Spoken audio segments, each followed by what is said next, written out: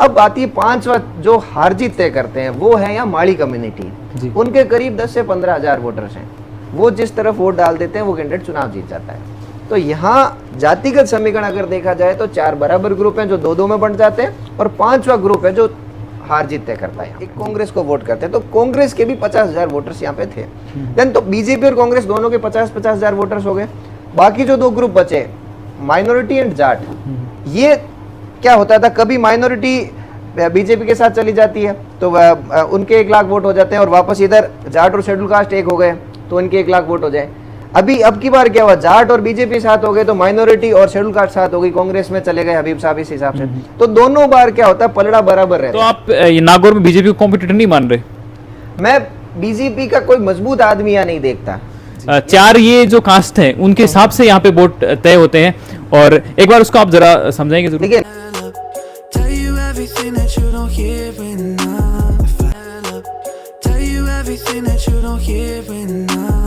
Cast and community की politics करके वो यहाँ विधायक चुने गए थे। हिंदू मुसलमान की कोई बात हो गई थी, क्योंकि जो हमने कॉलेज में जो झगड़ा करा था ना, वो 2017 का था, और उसके ठीक 6 महीने 8 महीने बाद चुनाव थे।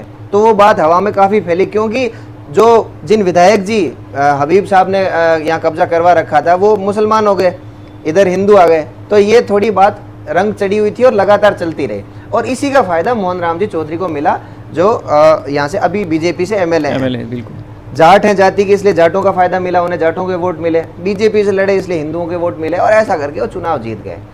लेकिन उन्होंने फिर फील्ड में वो वापस रेस्पॉन्स नहीं किया, जो लोगों ने जिस उम्मीद से उनको वोट दिया था ना, फिर वो वापस उनको रेस्पॉन्स नहीं मिला। अभी एक हाल ही की घटना बताऊं, दिल्ली में पहलवान बैठे थे। तो आप नागौर में बीजेपी को कॉम्पिटिटर नहीं मान रहे? मैं बीजेपी का कोई मजबूत आदमी यहाँ नहीं देखता जी। या मजबूत आदमी बीजेपी और कांग्रेस में है नहीं, क्योंकि बीजेपी के अंदर मोहन राम जी चौधरी कभी पॉलिटिक्स में नहीं थे। बस उनको आरएसएस की तरफ से प्रमोट किया गया, और प्रमोट होकर के वो लोग कैंडिडेट बन गए। उनका खुद का वोट बैंक में नहीं था, हाँ, खुद का वोट बैंक यहाँ नहीं है। तो फिर उनको अपन कैंडिडेट कैसे बोल सकते हैं? वो पार्टी के वोट से जीते हैं, और माहौल के वोटों से वो जीते हैं। आपने एक मार्जिन की मेरे को बात बताई कि यहाँ पे मार्जिन जो है, जो विनिंग मार्जिन है, वो बहुत कम रहता है, 5 से 7 हजार के बीच के अंदर, अंडर 10,000 की आप बात कर रहे हो। तो सर वो एक बार थोड़ा सा बिल्कुल समझाएंगे, क्योंकि यहाँ पे ऐसे कौन सी कास्ट स्टेडियम आप बोल रहे हैं यहाँ पे फोर फ्रंट के रूप में यहाँ पे काम करती है, कि चाहे कोई किसी भी पार्टी से आओ, 4 ये जो कास्ट है उनके हिसाब से यहाँ पे वोट तय होते हैं, और एक बार उसको आप जरा समझाएंगे जरूर। देखिए, नागौर के अंदर क्या है कि 4 बड़े ग्रुप हैं, ग्रुप ऑफ वोटर्स हैं जो एक बल्क में वोट करते हैं। पहला सबसे बड़ा ग्रुप ऑफ वोटर्स है जाट कम्युनिटी, क्योंकि ये यहाँ रूरल बेल्ट है काफी। तो रूरल बेल्ट की वजह से जाट कम्युनिटी का एक अच्छा स्ट्रॉन्ग नंबर ऑफ वोट्स हैं। वो 50,000 के करीब अपन राउंड ऑफ में मानते हैं। 50,000 जाटों के वोट हैं। इसी तरह से 50,000 ही यहाँ पर माइनॉरिटी मुसलमानों के वोट, यहाँ पे 50,000 का एक ग्रुप है। देन एक थर्ड ग्रुप है जो मोस्टली बीजेपी के साथ रहता है, उसको अपन बोल देते हैं बनिए ब्राह्मण राजपूत, जो मोस्टली मूल ओबीसी भी अपन कहते हैं, जनरल कास्ट और मूल ओबीसी के वोटर्स जो अक्सर बीजेपी को वोट करते हैं। वो एक बीजेपी का एक नंबर ऑफ वोट्स हैं, वो भी 50,000 का है। इसी तरह से अपन एक कॉमन वे में मानते हैं कि जो शेड्यूल कास्ट के वोटर्स होते हैं, अब ऐसा सिनेरियो बदल गया है, पर आज से पहले का जो सिनेरियो था उसमें देखा जाता था कि वो लोग एक कांग्रेस को वोट करते हैं। तो कांग्रेस के भी 50,000 वोटर्स यहाँ पे थे। देन तो बीजेपी और कांग्रेस दोनों के 50-50 हजार वोटर्स हो गए। बाकी जो 2 ग्रुप बचे, माइनॉरिटी एंड जाट, ये क्या होता था, कभी माइनॉरिटी बीजेपी के साथ चली जाती है तो उनके 1 लाख वोट हो जाते हैं, और वापस इधर जाट और शेड्यूल कास्ट एक हो गए तो उनके 1 लाख वोट हो जाए। अब की बार क्या हुआ, जाट और बीजेपी साथ हो गए तो माइनॉरिटी और शेड्यूल कास्ट साथ हो गई, कांग्रेस में चले गए हबीब साहब इस हिसाब से। तो दोनों बार क्या होता है, पलड़ा बराबर रहता है। अब आती है पांचवा जो हार जीत तय करते हैं, वो है यहाँ माड़ी कम्युनिटी। उनके करीब 10 से 15 हजार वोटर्स हैं। वो जिस तरफ वोट डाल देते हैं वो कैंडिडेट चुनाव जीत जाता है। तो यहाँ जातिगत समीकरण अगर देखा जाए तो 4 बराबर ग्रुप हैं जो 2-2 में बंट जाते हैं, और 5वां ग्रुप है जो हार जीत तय करता है यहाँ पे। जी, यहाँ पे मैं लास्ट चुनाव की, अगर पिछले चुनाव की बात करूं, बीजेपी ने यहाँ जीत हासिल करी। सर आपने जैसे जो सिनेरियो बताया, जो रेशियो बताया, उसमें आप बता रहे हो कि जाट कम्युनिटी बहुत स्ट्रॉन्ग है यहाँ पे, ठीक, मतलब अच्छी है उनसे। बावजूद हम देखते हैं कि आरएलपी का कहीं भी नाम आता है तो उस पर जाट का ठप्पा लग जाता है। बेनीवाल साहब की बात कर लीजिए, कहीं जाते हैं कि ये तो सिर्फ एक जाट नेता है। तो क्या इस चीज़ को आप कितना खंडन करते हैं, या फिर यहाँ पे ऐसी आरएलपी की कौन सी कमी रहेगी कि आपको यहाँ पे जो मेजोरिटी होने के बाद में भी आप नहीं जीत पाए?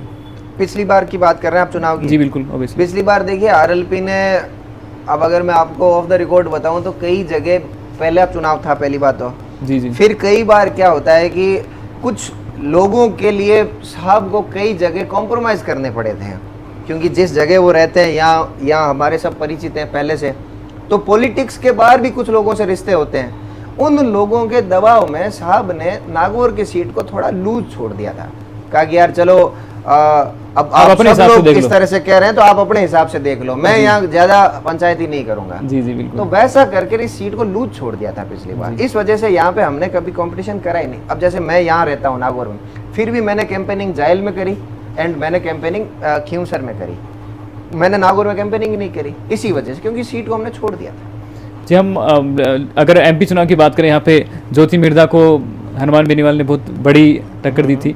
क्या अब इस बार का माहौल क्या आप देखते हैं नागौर विधानसभा के अंदर? आरएलपी के लिए परिस्थितियां क्या है, स्थितियां क्या है यहाँ पे? देखो यार भाई, इस मामले में मेरे विचार थोड़े अलग हैं। इस मामले में मैं जो आम जनता है ना, आम वोटर, उसकी गलती मानता हूँ। गलती यूं मानता हूँ, ये बड़ा सबक का विषय और ये सीखने की बात है।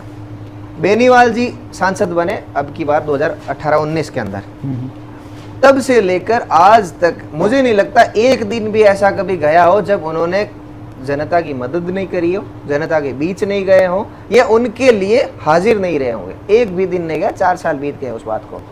ज्योति मिर्धा जब चुनाव हुआ, 19 मई 2019 का चुनाव था, तब से लेकर आज तक मैंने उनको वापस नागौर में नहीं देखा।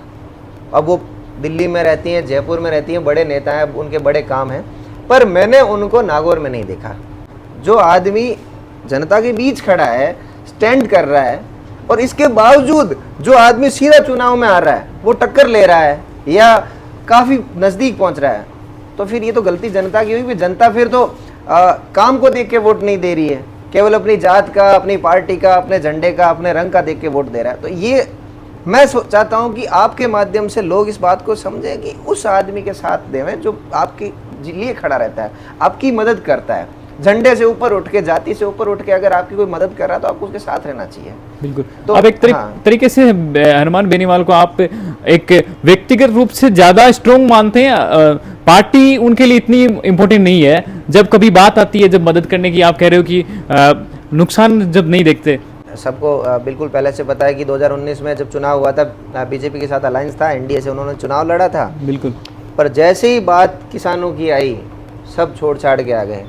पीछे भाग रही थी बीजेपी, बोला मिनिस्टर बना देंगे, तुमको ये कर देंगे, वो कर देंगे, 50 तरह के प्रलोभन दिए।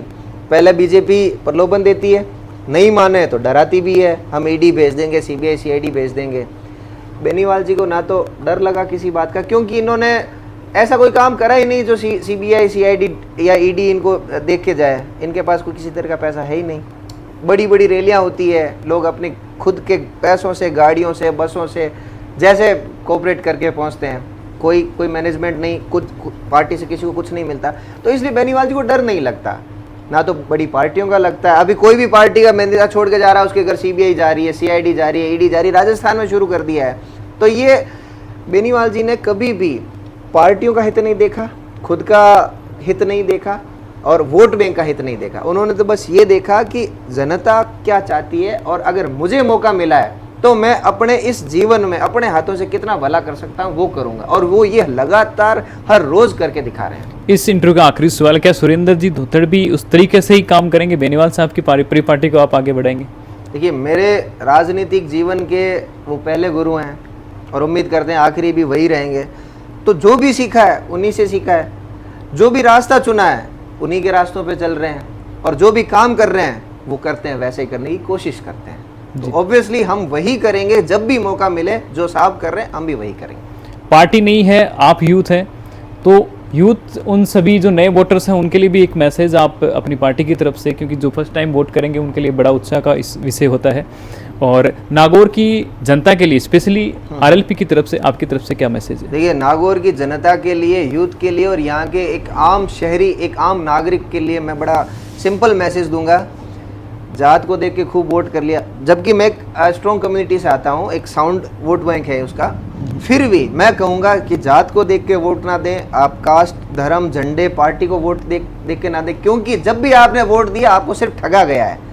आप जिस ऑफिस के बाहर बैठे हैं वहाँ देखिए इतनी धूल मिट्टी उड़ती है, आए दिन यहाँ एक्सीडेंट होते हैं, सड़कों की हालत खराब, एक बारिश हो गई सड़कें जैसे हो जाएगी, मिट्टी है यहाँ पे, मिट्टी की सड़क पे चलना आसान है, इन सड़कों पे चलना मुश्किल है।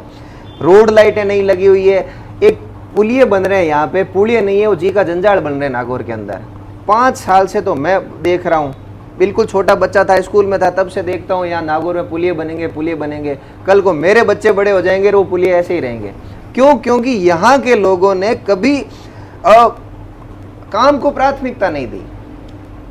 यहाँ के नेता जो भी है वो कहते हैं कि हम क्या करें, अरे भाई नेता तो कहते हैं हमारी सरकार नहीं है, अरे भाई हमने तो नागौर की सरकार तुमको चुन लिया है, नागौर का विधायक, सांसद, MP, MLA हमने तुमको बना दिया है, तो हमारी सरकार तो तुम ही हो, हमारे लिए तो तुम ही काम करो, पर लोग करते नहीं है।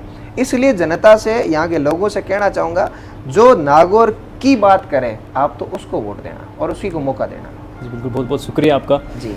तो ये थे सुरेंद्र जी धोतर, जो अभी RLP से नागौर विधानसभा सीट से अपनी दावेदारी बता रहे हैं। आप इनके बारे में क्या राय रखते हैं? अगर आप इस वीडियो को नागौर विधानसभा से देख रहे हैं, सुरेंद्र जी को आप प्रत्यक्ष या अप्रत्यक्ष रूप से जानते हैं, तो उनके बारे में आप कमेंट सेक्शन में राय जरूर रखिएगा। RLP की स्थितियों को आप यहाँ किस रूप में देख रहे हैं नागौर में, ये भी आप कमेंट सेक्शन में जरूर रखें। Thanks for watching, meet we soon in next video.